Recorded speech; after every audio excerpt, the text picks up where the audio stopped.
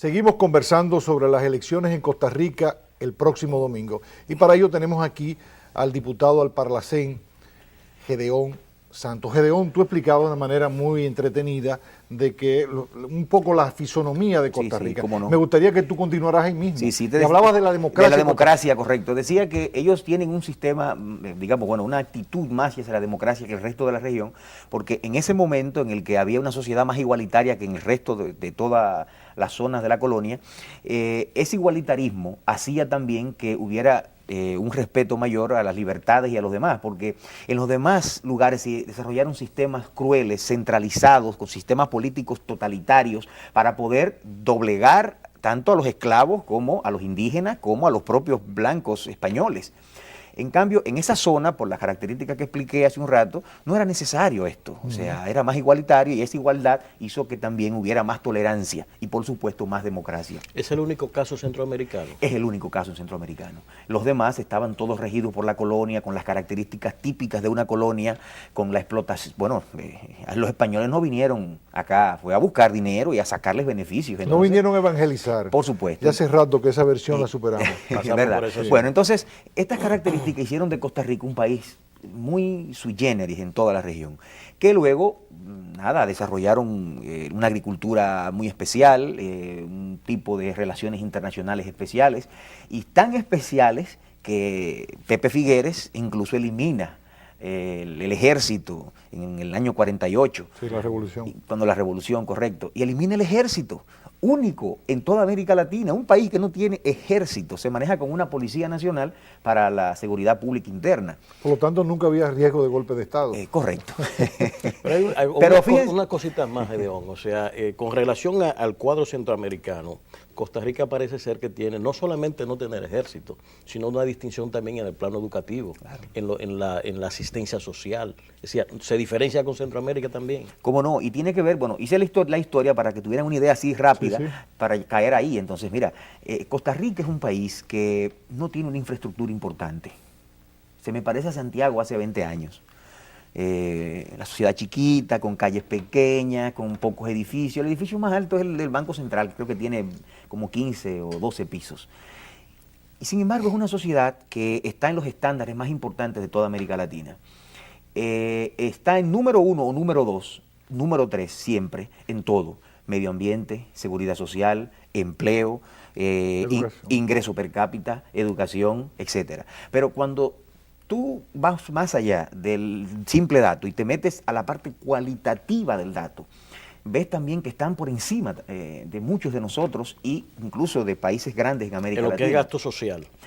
Por ejemplo, gasto social. Por ejemplo, en salud es el número 1, está por encima incluso de Cuba, que es mucho y de Estados Unidos.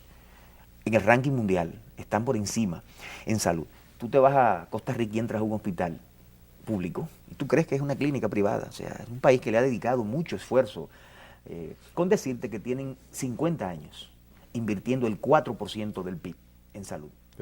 Nosotros en República Dominicana, en promedio en 50 años, el 1,2%. 1,2%. Ahí está la explicación. Del 1, al 4. Hay, por ejemplo, esos factores, si lo combinamos con el hecho político, porque este partido que está en el poder y el que parece que se va a quedar en el poder, tiene más de 50 años gobernando. No, ha habido mucha alternabilidad. Ha habido mucha alternancia. Sí. En los últimos 20 años ha habido, digamos, del partido. Sí, de partido. O sea, allá, mira, a partir de los años, digamos que los años 50, se desarrolló lo que le llaman ellos dos tendencias, que digamos un bipartidismo típico República Dominicana, PRD, Partido Reformista, sí, entre el calderonismo, social cristiano. Sí, que es social cristiano, digamos que es conservador, el partido típico conservador, y por supuesto el figuerismo, que el de Pepe Figueres. Esos dos tendencias manejados en la vida del poco país. Socialdemocracia, entre comillas. Una socialdemocracia. Y democracia cristiana, entre latinizada. Comillas. Correcto, latinizada. Sí, correcto, exactamente. Correcto. Sí. Entonces, claro, el Partido de Liberación Nacional, o sea, los figueristas han gobernado más, digamos que un 60%, y los otros un 40%, pero ha habido alternabilidad.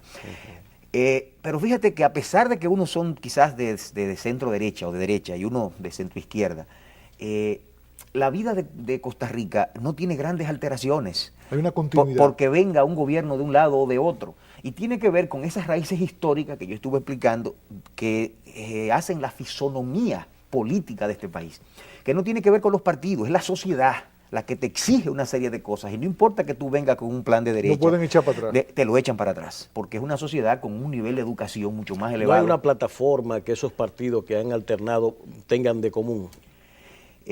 Bueno, lo que él ha mencionado, la educación, la es salud. simplemente la sociedad la que está ejerciendo los mecanismos de control. No, bueno, lo que pasa es que es muy difícil de cambiar reformas y logros sociales que la gente considera que son positivos para ellos. Así es. Entonces, los logros en salud, en educación, en seguridad social, estamos hablando de sistemas de pensiones, etcétera, en medio ambiente, etcétera. Es muy difícil echarlos para atrás. Tanto es así, por ejemplo, que Otto Guevara, que formó su partido a principios de los 90, con un desprendimiento del otro partido, ¿verdad?, importante de allá, originalmente estaba planteando el neoliberalismo rancio, como digamos que cuando vino Moderno aquí, con Andy Daguarre, que estaba planteando que el Estado no participara en nada, en la capitalismo economía. Salvaje. El capitalismo salvaje total. Él planteaba ese capitalismo salvaje, pero no crecía. Y entonces, para él poder lograr lo que ha logrado hoy, ha tenido que flexibilizar su discurso y aceptar que el Estado debe participar en la economía, que la educación debe ser financiada por el Estado, que la salud no se puede cambiar, que el sistema... O sea, ha tenido que llevar su discurso hacia la izquierda para poder ser aceptado por los costarricenses. Lo que te dice a ti que el concepto de un sentido social de la política y una conciencia de política hacia la distribución del ingreso, etcétera, es ciudadana, no es un problema político. Por eso él tiene que llevar su discurso hacia la izquierda para poder ser aceptado. Gedeón, Costa Rica no tiene petróleo, no tiene grandes recursos naturales. Tú dices, bueno, están dando el 4% del PIB durante 4 años. ¿Verdad? Y el 5% en educación. Y el 5% en educación. Y nosotros el 1.6%. Durante 50 años. Tú dices, bueno, pero esta gente no tiene casi dinero. Fíjate que los edificios son bajitos. Es decir, que esta gente apuestan como a la modestia. ¿Cuál es la explicación de su éxito entonces? Si no han tenido tanto dinero. Pues decir, bueno, Chávez, Correa, Brasil tienen petróleo, pero estos señores no tienen petróleo, no tienen nada.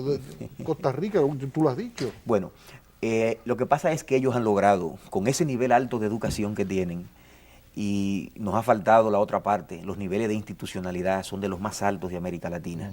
Es decir, estamos hablando de países que han metido ya 2 presidentes presos y que hay uno que anda huyendo, porque allá no juegan con esto. O sea, un presidente no puede hacer lo que quiera.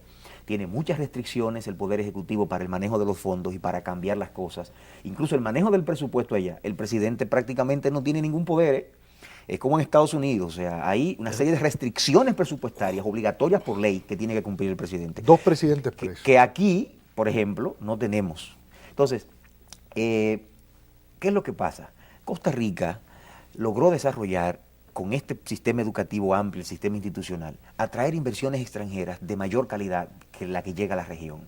Cuando los inversionistas extranjeros quieren salir de un país y quieren llevar sus plantas a otro, analizan la región. Primero ven el nivel educativo de sus trabajadores, el nivel de salud y la institucionalidad de cumplir la ley para que su capital esté garantizado. Entonces, por supuesto, cuando miran el panorama, caen en Costa Rica.